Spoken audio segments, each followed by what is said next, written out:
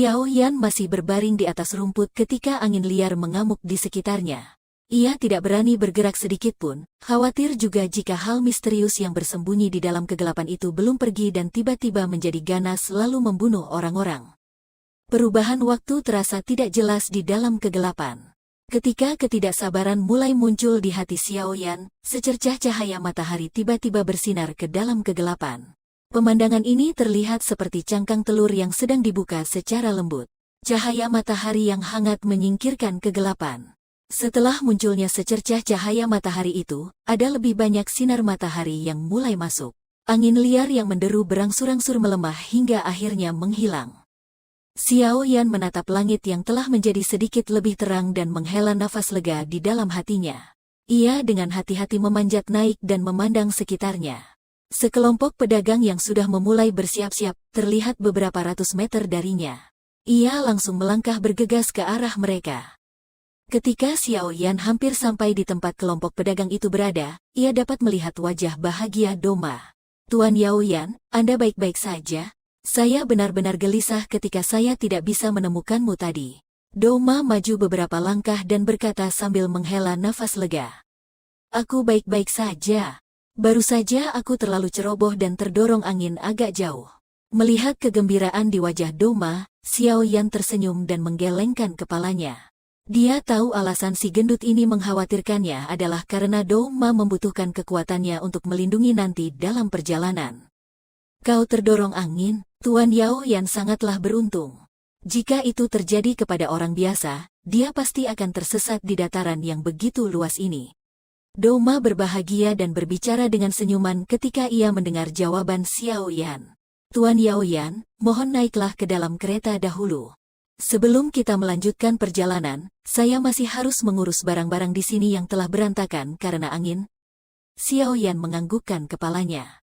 Ia mengamati kelompok tentara bayaran itu yang telah memulai menyusun barang-barang tanpa mengatakan apapun.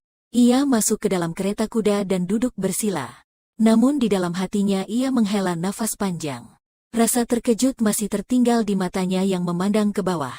Ia menggumam di dalam hatinya, itukah kekuatan aula jiwa? Mereka sungguh mengerikan. Suara Yao Lao perlahan terdengar. "Kau belum melihat semuanya. Aku sudah memberitahumu bahwa aula jiwa memiliki banyak teknik khusus untuk menangkap tubuh roh. Terlebih lagi tubuh roh tidak dapat menggunakan douki. Beberapa dari roh yang memiliki api unik dan telah menyempurnakan api mereka menjadi api kehidupan akan bernasib lebih baik. Dahulu, ketika aku bertemu dengan orang-orang dari aula jiwa, aku mengandalkan api pembeku tulang untuk berhasil kabur. Jika tidak, mungkin nasibku akan sama seperti yang kau lihat tadi."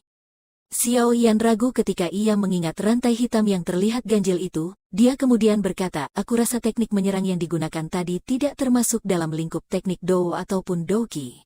Xiao Yan tahu tubuh roh mungkin tidak dapat menggunakan Douki, daya serang Douki yang menyerang mereka juga menjadi lebih lemah. Namun ketika rantai itu melingkari tubuh roh merah tadi, hal itu tampak seperti api yang bertemu dengan sebuah kepingan es. Reaksi dari kejadian tersebut sangatlah intens hingga membuat orang bungkam.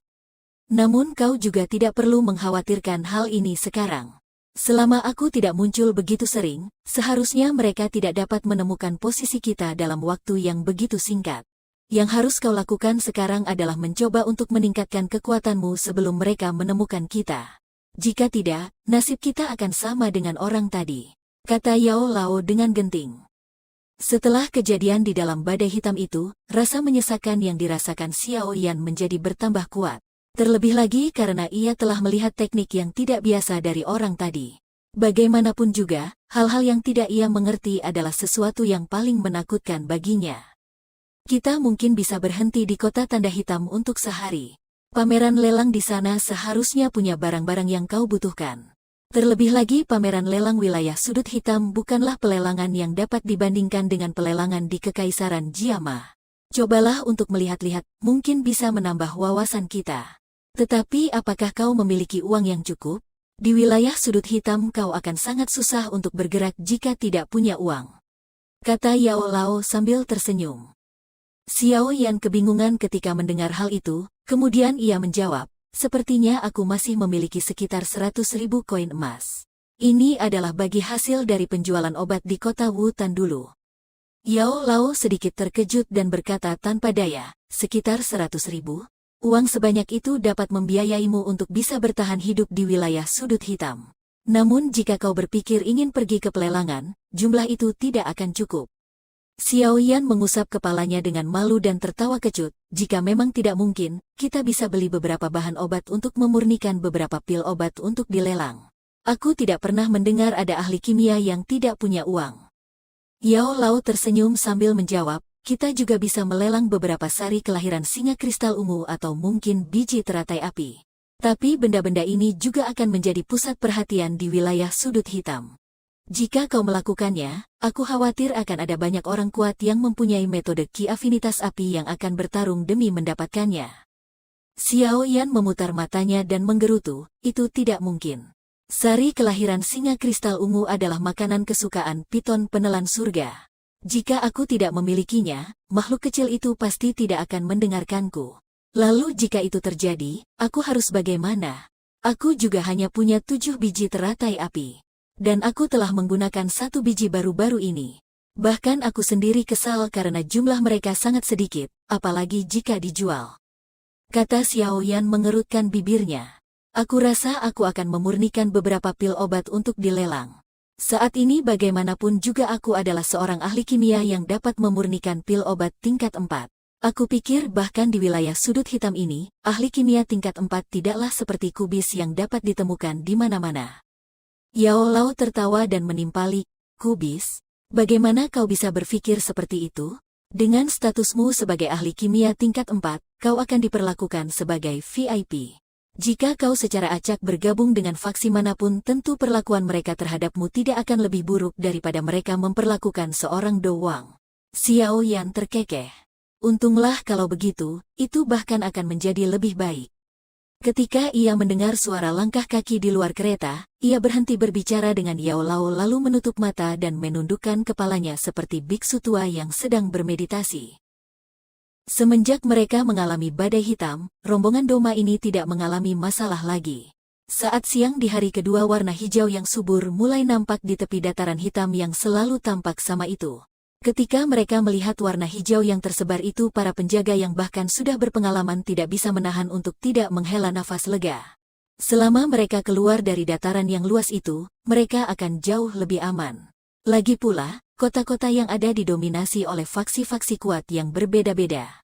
Selama mereka memberikan faksi-faksi ini uang yang cukup, mereka setidaknya tidak akan mengalami kondisi yang menyedihkan, seperti dirampok atau seluruh kelompok mereka dibantai. Faksi-faksi ini tidak bodoh, mereka tidak akan membunuh seekor ayam hanya untuk mendapatkan telurnya. Xiao Yan menggeser tirai kereta kuda dari dalam dan memandang kelompok pedagang yang perlahan keluar dari dataran berwarna hitam itu. Ia juga menghela nafas lega. Untung saja kita tidak bertemu dengan para bandit yang kejam itu kali ini. Aku berhasil melindungi barang-barangku dan tidak ada yang terluka maupun terbunuh. Tabungan cadanganku bisa kusimpan cukup banyak. Tampak sebuah senyuman di wajah Doma, seolah-olah ia telah melepaskan beban yang berat. Memindahkan barang di dataran luas daerah hitam sama saja dengan menggantungkan kepala dengan sabuk. Jika tidak beruntung, kematian bisa datang tiba-tiba. Bagaimanapun juga tidaklah mudah untuk menghasilkan uang di wilayah sudut hitam. Oh ya, Tuan Yao Yan, ini bayaran Anda. Meskipun uang ini tidak sebanding bagi Anda yang seorang dadosi. Doma mengeluarkan koin emas dari saku dadanya dan menyerahkan kepada Xiao Yan. Xiao Yan menjawab dengan senyum kecut, tanpa Tuan Duoma yang memimpin jalan, aku khawatir walaupun aku berjalan untuk 10 hari lagi, akan susah bagiku untuk menemukan jalan keluar dari dataran luas daerah hitam. Uang ini sudah lebih dari cukup. Xiao Yan tidak berlagak sombong dengan menolak uang. Ia menerima koin emas tersebut dan menimbangnya di tangannya. Dari beratnya, tampaknya berisi sekitar 5.000 koin emas. Tuan Yao Yan, terima kasih banyak. Doma menganggukkan kepalanya berterima kasih. Ia langsung menyerahkan peta dari kantong dadanya. Dengan suara pelan ia berkata, saya rasa untuk seorang pendatang yang baru saja masuk ke dalam wilayah sudut hitam, ini merupakan bayaran yang paling berharga. Mata Xiao Yan menyipit dan ia mengangguk pelan, tetapi ia tidak menolaknya. Tuan Yao Yan, saya lihat Anda masih cukup muda namun kekuatan Anda sudah begitu kuat. Saya pikir bakat latihan Anda tidak buruk. Namun Anda harus berhati-hati ketika berjalan di dalam wilayah sudut hitam. Akan lebih baik jika Anda tidak membiarkan orang lain melihat bahwa Anda adalah pendatang yang baru saja masuk wilayah ini. Jika tidak, Anda akan mendapat banyak sekali masalah yang sebenarnya tidak perlu. Doma tertawa pelan. Aku akan mematuhi peringatanmu, jawab Xiao Yan. Setelah rombongan itu berjalan keluar dari dataran luas daerah hitam, mereka secara perlahan menurunkan kecepatannya. Mereka bergegas melewati sebuah jalan di gunung selama 2 jam dan akhirnya melewati sebuah gunung pada siang harinya. Di kaki gunung, sebagian garis batas luar tampak dengan samar dari sebuah kota raksasa yang terbentuk dari tumpukan batu besar hitam. Pada keempat gerbang kota, dapat dilihat secara samar-samar titik-titik hitam kecil seperti semut sedang berkumpul dan bergerak menuju pintu masuk kota yang gelap dan besar itu. Tuan Yao Yan, inilah kota tanda hitam. Karena pameran lelang yang akan diadakan dalam 2 hari, banyak fraksi dan orang-orang kuat dari sekitar bergegas kemari. Akan selalu ada benda unik sebagai pertunjukan utama tiap tahunnya. Menurut rumor, benda yang mendominasi pameran lelang tahun lalu adalah sebuah gulungan yang berisi sebuah teknik Dou kelas D. Kala itu, bermacam-macam faksi dari berbagai tempat hampir memulai pertarungan pada pameran lelang untuk mendapatkannya. Jika bukan karena kekuatan hebat yang mendukung penyelenggaranya, kemungkinan pelelangan itu sudah menjadi sebuah sandiwara. Duoma berdiri di atas kereta kuda dan memandang kota di kaki gunung itu sambil berbicara kepada Xiao Yan di sampingnya dengan tersenyum. Teknik Dou kelas D. Sudut mulut Xiao Yan berkedut tanpa sadar ketika ia mendengar ini. Tempat ini memang tempat di mana barang-barang dan harta karun curian yang unik mengalir di wilayah tanpa hukum ini. Pada dasarnya, mustahil untuk menemukan teknik Dou sekelas ini di dalam kekaisaran Jiama. Ayo cepat, Doma melambaikan tangannya dan rombongan itu mulai berjalan turun. Sepanjang jalan debu kuning terlihat di belakang mereka ketika bergerak cepat menuju kota raksasa yang berada di kaki gunung itu. Semoga tidak mengecewakan. Xiao Yan memandang kota itu yang berangsur-angsur bertambah besar di matanya ketika ia menggumam pelan. Hatinya penuh rasa penasaran dan harapan.